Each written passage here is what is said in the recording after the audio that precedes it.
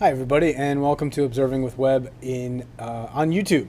So September 2014. What do we got going on here? Well, not that much. However, there is some pretty cool stuff going on. Some simple stuff. So it's a back to the basics sort of month. Now fall's on its way.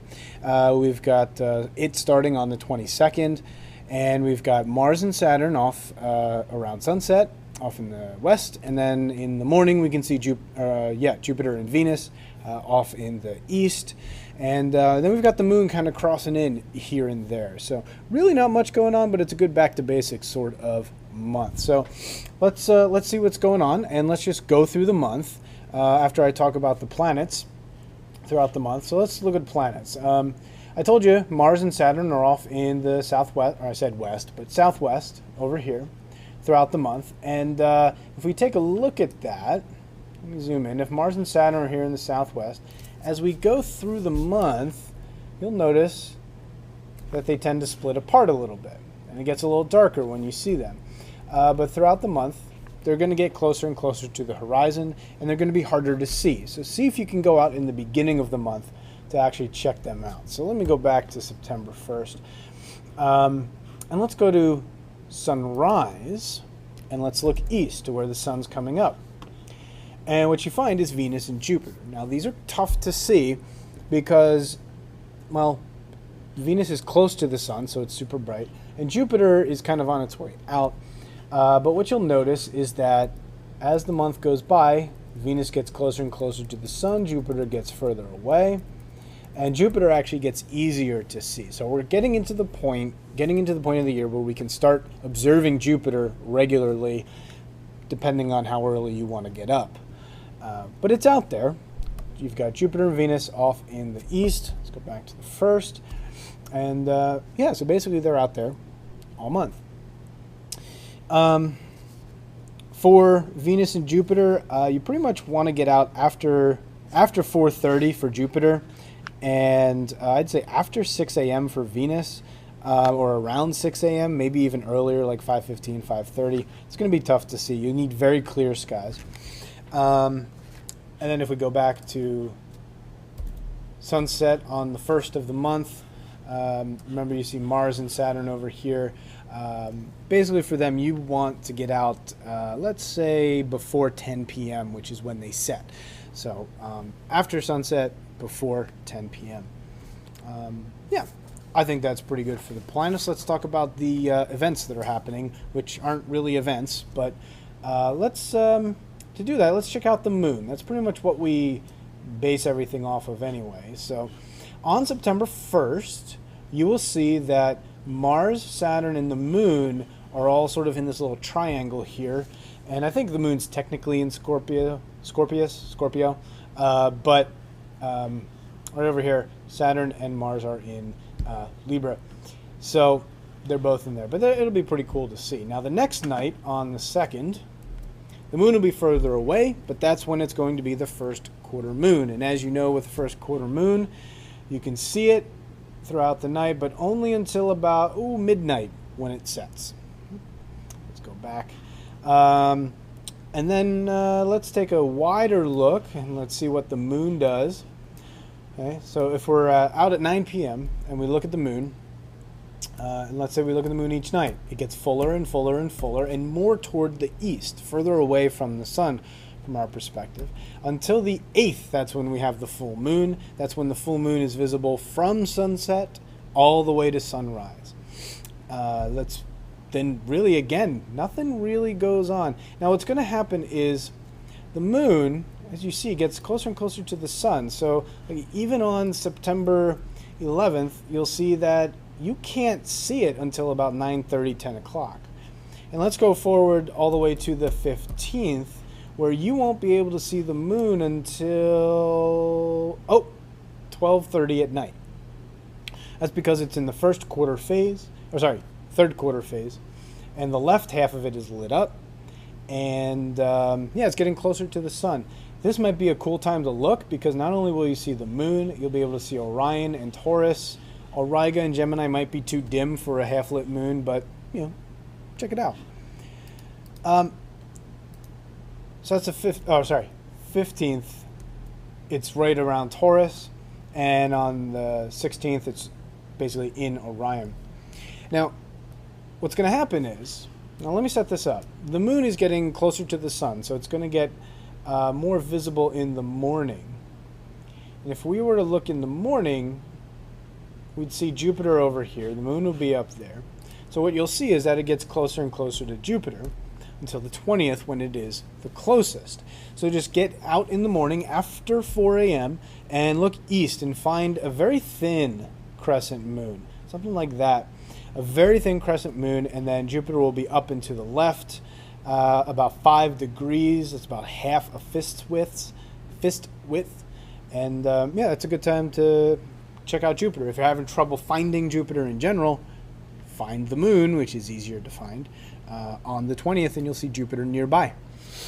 Then the 22nd, well, you don't really see anything in the sky, but it is the fall equinox, when basically the entire Earth is experiencing 12 hours a day and 12 hours of night, as opposed to, let's say, the midst of summer, where we had about 15 hours a day and only about 5, I'm doing the math wrong, 15 hours and 9 hours of night. But yeah, so that's the 22nd. And let's move all the way to the 25th. The 25th is when you have the new moon, which means you can't really see anything, and now the moon switches to being an evening object. Let's see, an evening object, and then we're going to see something really neat on the 27th to the 29th. Okay, and if you remember, around sunset you can see Mars and Saturn. And let's just get a little bit darker. Let's wait until about, let's say, almost 8 o'clock. And if you look at 8 o'clock, you'll be able to see, let's get that nice. There we go. Ceres is an asteroid way out there. Don't worry about that. But you see the moon here, nice thin crescent moon on the 27th. Saturn is up and to the left of it. I'd say only about 3 degrees. And it's really, really pretty, really neat to see. And if you've been having trouble finding Saturn, look for the moon on that day. You do want to bring your binoculars because the moon is very thin, but it'll help. Now, if you notice, you've got the moon, Saturn, and Mars. So on the next night, the moon, on the next night, the moon is going to be right in between Saturn and Mars. And then on the very next night, zoom out a little bit, you've got Saturn, Mars, and the moon will be right above Mars, which is pretty neat to see. And that brings us to the 29th, and that's basically the end of the month. You got 1 day left and not much going on after that. So that's it for the month. But if you want to know what constellations to look for in September, here's where we go. I'm going to go to the 15th of September. And let's go 9 p.m. That's a pretty dark part of the night. Now, if it's 9 p.m., what you want to look for, if you're looking toward the south, that's a really cool spot. In the south, you have Sagittarius here. And if you look, Sagittarius makes sort of a teapot shape here. Okay, I would have drawn a line here. It makes sort of a teapot shape. And up here, you can find plenty of naked eye, if it's really dark, or just binocular clusters and such that you can see. Ptolemy's cluster, Butterfly cluster, Lagoon Nebula, Trifid Nebula, tons of things up here that just little faint fuzzies that are millions of light years away, etc., etc. Really cool stuff. And that's in the south. You can also see Scorpius, one of my favorites, right here, kind of the fish hook or the scorpion look. But that's toward the south, and throughout the night they'll start to set. Oh, I forgot to mention, that's where the Milky Way is, which is essentially why you have such good clusters going on over there. But anyway, that's the south. Let's look straight up. Let's go to the zenith. And if it's 9 p.m., you can actually see another part of the Milky Way, but it doesn't have quite as many stars or whatever because we've got dust in between us and what we're looking at, and it's not actually looking at the center of the galaxy like it was before. But you can see Cygnus, the swan, which you can also see now. Here's Lyra, the harp, and here's Aquila, the eagle. This is the summer triangle, which basically it's an asterism. So you look at the whole summer sky and you see the three brightest stars, and those three brightest stars make up the summer triangle, which is an asterism, just an arrangement of stars. But it's not a constellation. It's made up of three constellations: Cygnus, Lyra, and Aquila. And this would be, the brightest star in Cygnus would be Deneb. This would be Vega in Lyra, and this would be Altair in Aquila. And also off to the side here is Delphinus. So 9 o'clock straight up, that's what you can see. It's pretty neat to check it out.